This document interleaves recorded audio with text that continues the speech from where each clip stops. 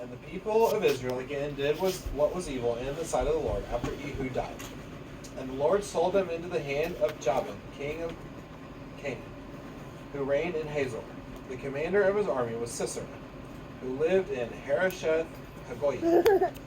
Then the people of Israel cried out to the Lord for help, for he had 900 chariots of iron, and he oppressed the people of Israel cruelly for 20 years. Now Deborah, a prophetess, the wife of Lapidoth, was judging Israel at that time.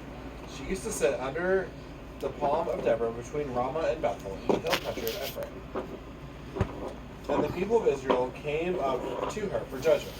She sent and summoned Barak, the son of Abinoam, from Kedesh Naphtali, and said to him, Has not the Lord, the God of Israel, commanded you, Go, gather your men at Mount Tabor, taking 10,000 from the people of Naphtali and the people of Zebulun.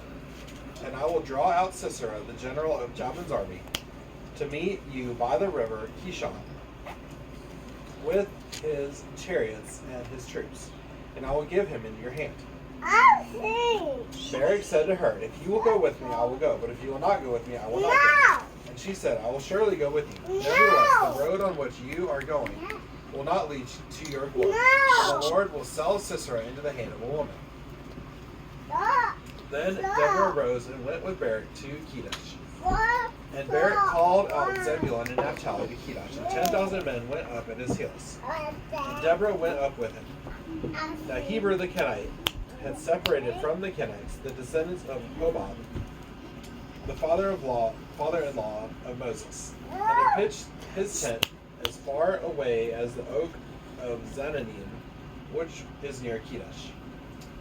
When Sisera was told that Barak the son of Abinoam had gone up to Mount Tabor, Sisera called out all his chariots, 900 chariots of iron, and all the men who were with him, from Harosheth Hagoyim up to the river Kishon. And Deborah said to Barak, Up, for this is the day in which the Lord has given Sisera into your hand. Does not the Lord go out before you? So Barak went down to Mount Tabor with 10,000 men and following him.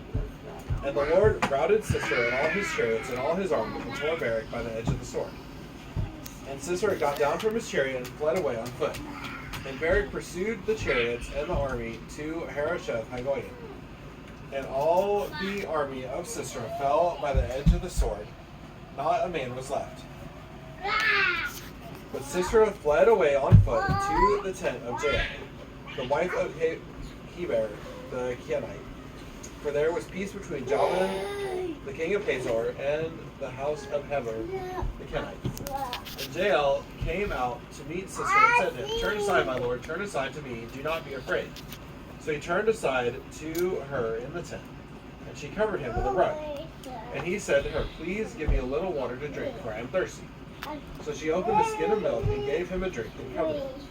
And he said to her, Stand at the opening of the tent, and if any man comes and asks you, Is anyone here? Say no.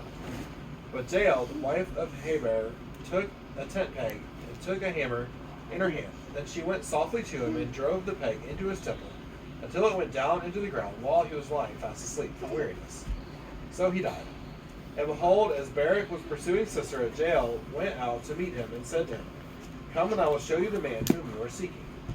So he went into her tent, and there lay Sisera dead, with the tent peg in his temple. So on that day God subdued Jabin, the king of Canaan, before the people of Israel.